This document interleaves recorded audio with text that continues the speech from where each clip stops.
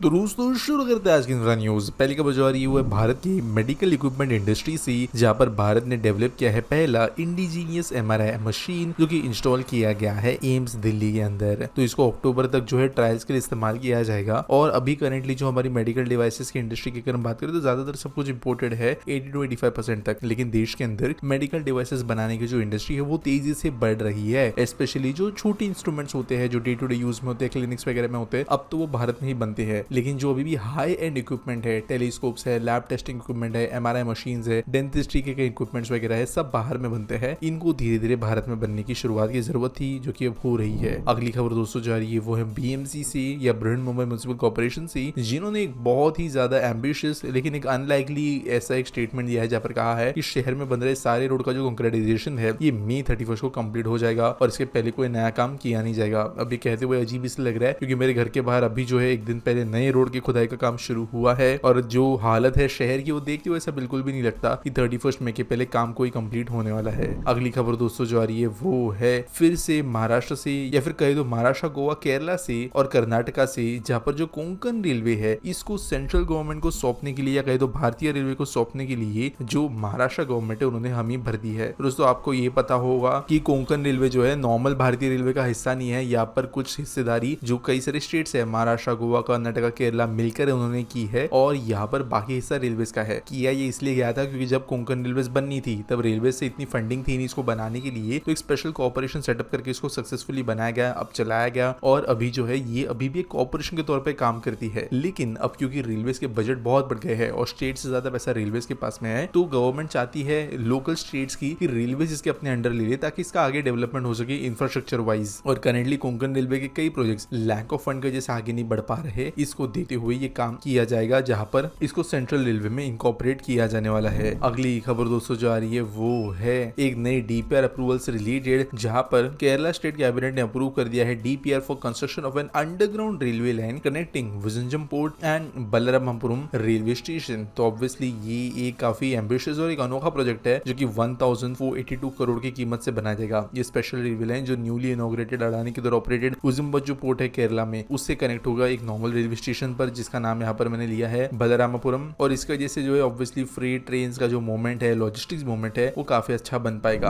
अगली खबर दोस्तों जारी वो है पुणे जहाँ पर की सबवे का काम जो है, जो कि स्वारगेट मेट्रो स्टेशन को एमएसआरटीसी बस स्टैंड के बीच में जोड़ता है, ये फाइनली कंप्लीट होने पे आ गया है। महामेट्रो ने एम किया है कि मई के महीने में इसको खोल दिया जाएगा। इसकी वजह से पुणे के स्वारगेट मेट्रो स्टेशन से सीधे एसटी बस टर्मिनल तक जाने के लिए लोगों को बाहर से जाने की जरूरत नहीं पड़ेगी, ऑटो रिक्शा की जरूरत नहीं पड़ेगी और जो ट्रैफिक में से अगर चल के भी कोई जाता है तो उसकी भी जरूरत नहीं पड़ेगी। ऑब्वियसली धूप में भी बारिश में से भी जाना पड़ता है। अभी ये जो सबवे जो है ये ऑलमोस्ट बन ही गया है। वैसे दोस्तों पहले प्लान था अक्टूबर 2024 में इसको खोलने का जब मेट्रो खुली थी, लेकिन जो है 6 महीने बाद भी ये जो मेट्रो का सबवे है वो बंद ही था, अब फाइनली जो है खुलने वाला है। अगली खबर दोस्तों जो आ रही है वो है महाराष्ट्र के बीड के एयरपोर्ट से रिलेटेड, जहां पर ये एयरपोर्ट को एक बहुत बड़ा रिविजन मिलने वाला है इन टर्म्स ऑफ रेनोवेशन। तो दोस्तों तकरीबन 12 साल पहले 50 लाख रुपए लगाने वाली थी सरकार इस एयरपोर्ट को अपग्रेड करने के लिए, लेकिन अब ये 50 लाख के 50 करोड़ हो गए हैं और अब यहाँ पे इस एयरपोर्ट को अपग्रेड किया जाएगा। ऑब्वियसली ये न्यूज हेडलाइन सुनने में बहुत बड़ी लगती है, 50 लाख का 50 करोड़, लेकिन जिस लेवल का अपग्रेडेशन इस एयरपोर्ट को मिलने वाले हैं, यानी 135 hectares of additional land acquire करना, इसके अलावा जो है रनवे में सुधार, टर्मिनल में सुधार वगैरह, उसके हिसाब से अब नया एयरपोर्ट डिजाइन किया जा रहा है। लेकिन अगर बात करें तो इस रीजन को एयरपोर्ट की जरूरत बहुत ही इंपॉर्टेंट थी। अगली खबर दोस्तों जो आ रही है वह नेशनल कंस्ट्रक्शन कंपनी से, जिनको मिला है ऑर्डर 1480.34 करोड़ रुपीस का for the construction of Darbhanga medical college and hospital redevelopment project. तो 42 मंथ्स का ये प्रोजेक्ट है, 2100 बेड्स का यहाँ पे हॉस्पिटल बनेगा, 1700 नए और 400 एग्जिस्टिंग बेड्स के साथ मिलकर, क्योंकि ये काइंड ऑफ एक रीडेवलपमेंट प्रोजेक्ट है। ऑलरेडी यहाँ पे मेडिकल कॉलेज एग्जिस्ट करता है जिसको निकाल के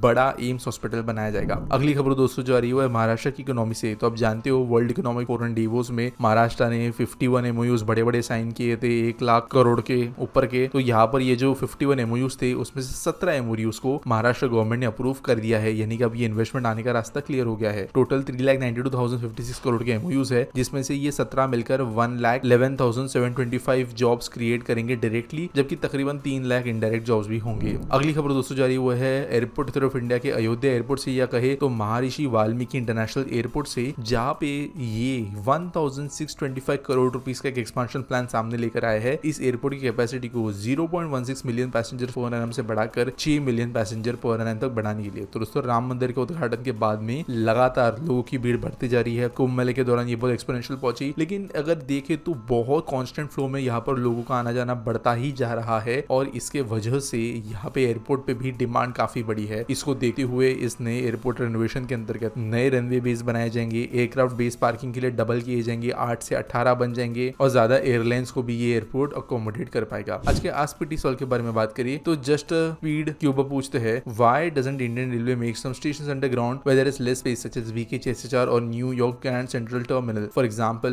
where there are lot of talks of developing Parel long distance terminus but it is required shutting down Parel loco workshop so it was rejected. देखो खाने की बात नहीं होती अंडरग्राउंड रेलवे स्टेशन बनाना। बुलेट ट्रेन का प्रोजेक्ट जो है वो अपने आप में बहुत महंगा है, बहुत यूनिक है, तो उसके लिए जो है लाइन अंडरग्राउंड जो आ रही थी उसके हिसाब से अंडरग्राउंड टर्मिनल बन रहा है। लेकिन ये जो है नॉर्मली हम हर जगह इंप्लीमेंट करने जाए तो रेलवे जो है जहाँ पे 15 स्टेशन बना सकती है वहां पे मुश्किल से 1-2 बना पाएगी और वो भी शायद से मैं काफी एम्बिशियस कह रहा हूँ, मे बी 30 स्टेशन के पीछे एक अंडरग्राउंड बना पाएगी। जमीन खरीदनी है, पूरी खोदनी है, उसके अंदर पटरियां डालनी है, फिर स्टेशन बनाना है मेट्रो के जैसे, फिर उसको जो है बंद करना है, उसके बाद फिर उसको मेंटेन करना है कि आपको HVAC systems, emergency system, light, ये चीजें जो है 24 घंटे well maintained and well operated रखनी है। ये सब चीजों की वजह से ऐसे अंडरग्राउंड स्टेशन जो है वो इजीली बनाए नहीं जा सकते। फिजिबिलिटी यहाँ पे नहीं है। कंपैरेटिवली बहुत आसान होता है, रेलवे ट्रैक जमीन पे ही है ज्यादातर, उसको अंडरग्राउंड स्टेशन में लेकर जाने के लिए ट्रैक को भी पहले अंडरग्राउंड लेके जाना पड़ेगा। तो वो चीजों को देखते हुए रेलवे जो है सरफेस पे ही स्टेशन बनाना हमेशा प्रेफर करेगी अनटिल अनलेस कोई बहुत ही ज्यादा यूनिक चीज ना हो। फॉर एग्जाम्पल जो शिवाक रांगपो लाइन है सिक्किम के पास में नॉर्थ ईस्ट में बन रही, यहाँ पर बहुत टनल्स है और एक ऐसा स्टेशन है जो कि पूरी तरीके से टनल के अंदर ही बना हुआ है। लेकिन ये यूनिक एंड रेयर केसेस में अलग बात होती है, इसको जो है नॉर्म बनाया नहीं जा सकता। उम्मीद करता हूं आपको सवाल का जवाब मिल गया होगा। आपके पास कोई सवाल है आप कमेंट सेक्शन में पूछ सकते हो। मिलेंगे अगले वीडियो में।